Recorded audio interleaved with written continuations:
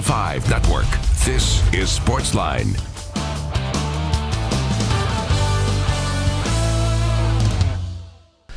Good evening, Nashville, and welcome to Sportsline. Yours truly, John Burton, with you. A special Tuesday edition of the Wednesday Extravaganza. I'm filling in for Steve Lehman, who's taking a well-deserved evening off. Happy to be in the chair for Steve Lehman tonight. Happy to talk to you. You know the number, 737-PLUS, 737-7767. Coming up next segment, we're going to talk Titans and Predators with John Glennon, who covers both teams, and we're going to get some insight as both teams either are heading west or are already out west. The Titans, of course, practicing in Arizona all this week, getting ready for Sunday's game in San Francisco against the 49ers. The suddenly reborn 49ers. They've won 3 straight. Jimmy Garoppolo has been doing some pretty good things as their starting quarterback. And the Titans, of course, reeling a little bit after Sunday's 12-7 loss in Arizona to the Cardinals. Any remaining issues about that game are fair game here on Sportsline. Would love to hear from you, 737-7767. And the question goes out, how concerned are you about the Tennessee Titans after what you saw Sunday in Arizona in the 12-7 loss to the Cardinals? Of course, the defense played great, 8 sacks. The offense was pitiful, folks. 1 score, that coming in the first half. Only 3 first downs, 0 points, and 2 costly interceptions by Marcus Mariota in that second half. Add it all up, and they wind up losing 12-7. So, again, as you probably know by now, they're staying in Arizona this week, practicing, and then they'll leave for Santa Clara, San Francisco on Friday, and play the 49ers Sunday afternoon. You can see that game over on News Channel 5. So I want to know from Titans fans, because when you look at where the Titans are right now, yes, they have a good record, a winning record, but inconsistency has seemed to be the theme of this season. They're minus 21 in point differential. And, you look at some of the losses that they suffered, the blowout loss in Houston, a very ugly loss in Miami. Of course, Mariota didn't play in that game, 16-10 to the Dolphins.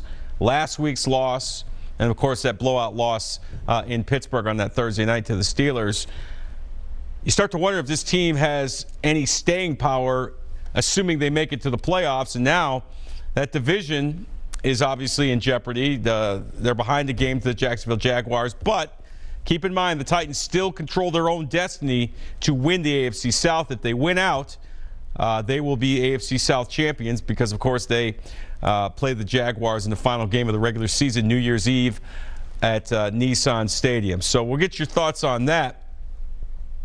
Also want to give you my thoughts on the new head coach at the University of Tennessee. It's our first chance to chat since that hire went down late last week. Jeremy Pruitt, the defensive coordinator from Alabama, is the new Vols head coach. And I said this on Sunday night on Sunday Sports Central with Steve Lehman. I gave my 2 keys to Jeremy Pruitt's success going forward at Tennessee. First of all, I thought he won the press conference. Thought he did a heck of a job representing himself at the press conference, giving you an idea of what he's like. No cliches, no talk about champions of life, and no talk about building houses with bricks or anything like that. No cliches. So you like the fact that Jeremy Pruitt is a no-nonsense football man. You like the fact that he's got a strong defensive background. You like the fact that he's been known to be a very good recruiter. I even like the fact that he's going to stay with Alabama through their first college football playoff game against Clemson and still be on Nick Saban's staff. I like that as well. Here are 2 keys to Jeremy Pruitt's success. Number 1, find a good offensive coordinator. And we talked about this on Sunday Sports Central. Number 1, he's got to find a good offensive coordinator, someone that can create a balanced offense that can move the ball against these tough SEC defenses. That's going to be priority number 1. So finding an offensive coordinator, someone that can really get this offense jump-started is going to be key. There's some good talent coming back, especially at the running back position up on Rocky Top. And number 2, his second key to success is you, the Vol fans. You got to give this guy some time. You got to be patient. Let him build a staff. Let him recruit. Let him build this program in his vision and his mold. You can't go wanting to run this guy out of town if he goes 5-7 next year and you don't make a bowl game. You can't go wanting to run this guy out of town if the following year they go 6-6 and either don't make a bowl game or go to a crappy bowl. It's going to take time. And I know you look at what Kirby Smart's done at Georgia, and I know before it all fell apart, what Jim McElwain did at Florida. But Tennessee's in a little bit different situation, I think, in terms of creating identity, in terms of Jeremy Pruitt being able to build his football program. It's going to be very key. So you need to show patience, Vol fans. But if you want to talk about that, give us a call, 615-737-7767. Who we got on the line there, Taylor? What line? Let's go to Dwayne on line 1. What's up, Dwayne? Hello, can you hear me? Yeah, hear you loud and clear. You're on the air. Thanks for calling. I got a call. I got a question about the balls. Go ahead. Well, I'm kind of wondering why they let go of Butch. For one, Butch James, they need to call him back. And then two, why are we hiring coaches from Alabama? So you think Butch Jones should still be the coach in Tennessee? I think they need to call him back and make amends because he wasn't done with the bricks. And I just don't understand why we're pulling folks from Alabama up here.